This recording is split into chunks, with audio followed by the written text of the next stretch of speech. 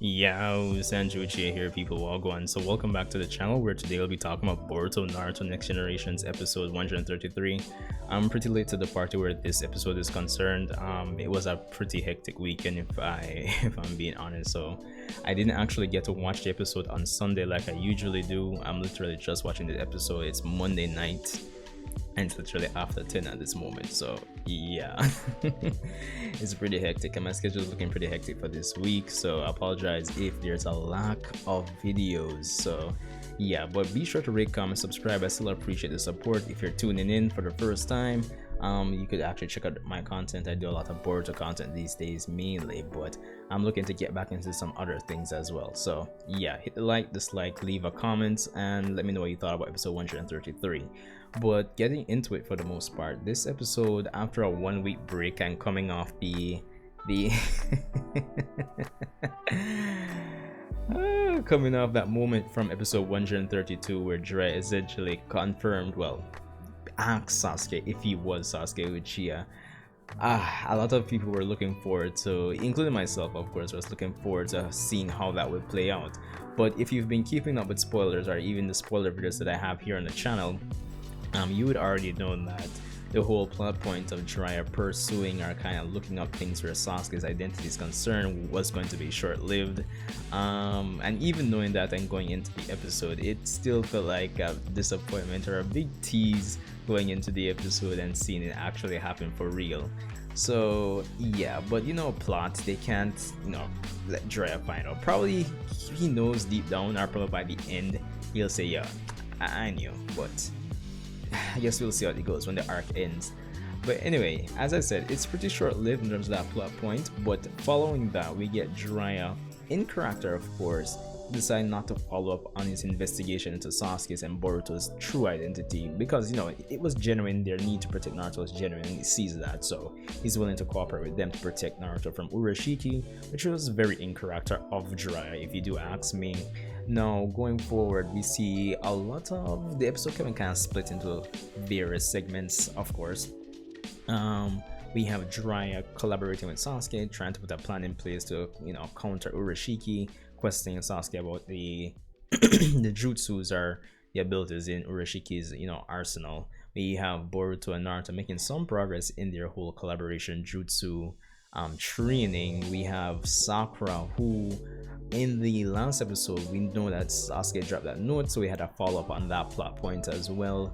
We have Boruto learning more about the whole situation in the past between Naruto and Sasuke, and towards the end we have Urashiki coming in and actually escalating things back into a battle between him and the quote-unquote good guys. So yeah, so that kind of set the pace, or set the stage for us to go into episode 134 for a full-blown battle against Urashiki. So yeah, even though it kind of felt like nothing much happened this episode, there are a lot of things to actually cover and talk about where this episode is concerned.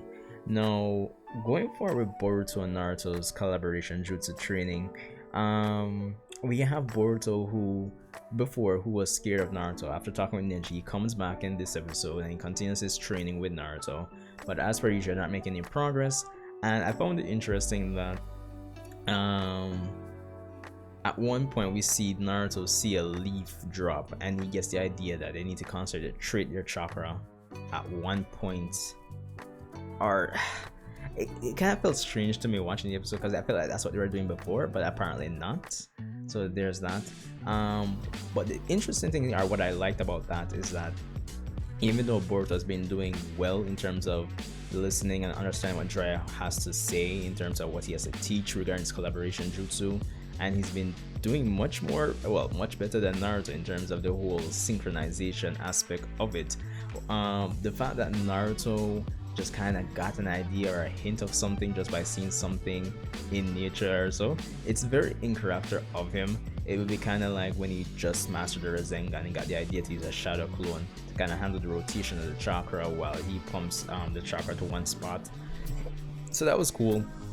And goes to show, it kind of shows the difference between, even though Boruto is a genius, that characters like Naruto, even though he's a quote-unquote dunce, he still has a spark of brilliance every now and then. I thought that was pretty cool. So yeah, that was one thing. Now the whole Sakura aspect, no. As I've said in previous reviews, the fact that they made the whole situation with Jiraiya pretty short-lived, they had to follow it up with some other sub or other conflict to tie things back up together. Now, obviously, the way things are going, and if you've even like read the spoilers for upcoming episodes, it does seem like going forward, Sasuke might be taken out of the picture temporarily, and Sakura will be the one to actually confront him or at least assist him when he goes missing in this upcoming battle with Urashiki. So that's going to be interesting. As I said in previous reviews as well, is that seeing Sasuke in these situations kind of gives us an idea of how his mindset and how remorseful he's about this period in time, and kind of helps to set up Sasuke as being a kind of a Vegeta-esque character in the series. He's kind of being painted to me as probably the best written character in the Boruto era at the moment. Given his history, there's a lot of potential to exploit, especially with that time travel arc. So yeah, it is what it is.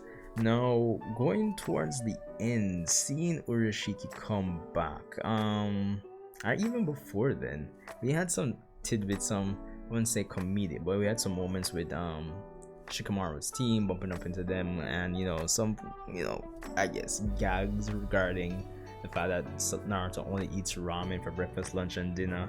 Nothing too crucial in those moments, but I think the highlight of those moments for me is the fact that Boruto, even though nothing was said about it, it seems like what they wanted to paint with those segments of the episode was the relationship or the future relationship between Naruto and Shikamaru, and how that Shikamaru always has Naruto's back, which mirrors the fact that Shikamaru does eventually become the Naruto's advisor as the Hokage. So that was pretty cool. I like it. It's pretty subtle. So yeah, so that was pretty cool. But anyway, towards the end, we have Urashiki coming back in out of nowhere, and basically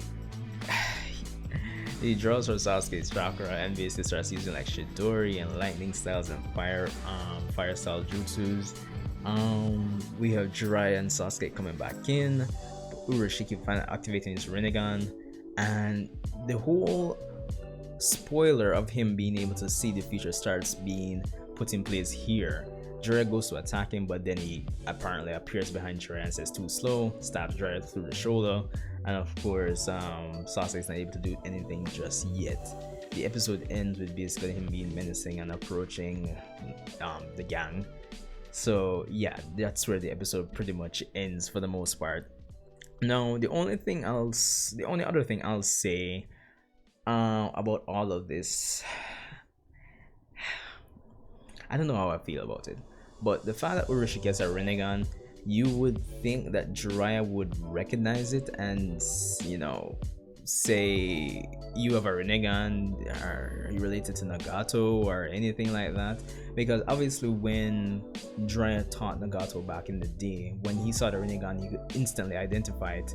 I think that's probably going to be my recurring underlying problem with these episodes from a continuity standpoint. Jiraiya should be able to recognize the Rinnegan and probably say something about it, make some connection, but we don't get anything like that. But maybe in the next episode, maybe I could be wrong, maybe we might get something like that next episode. So it is what it is, but I guess it's wait to be seen.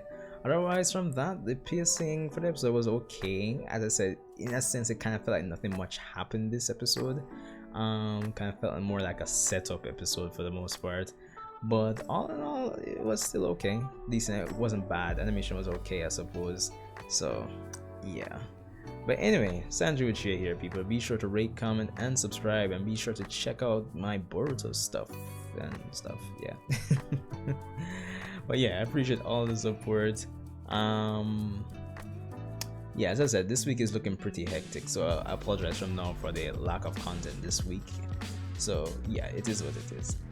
But I'll see you guys in the next one.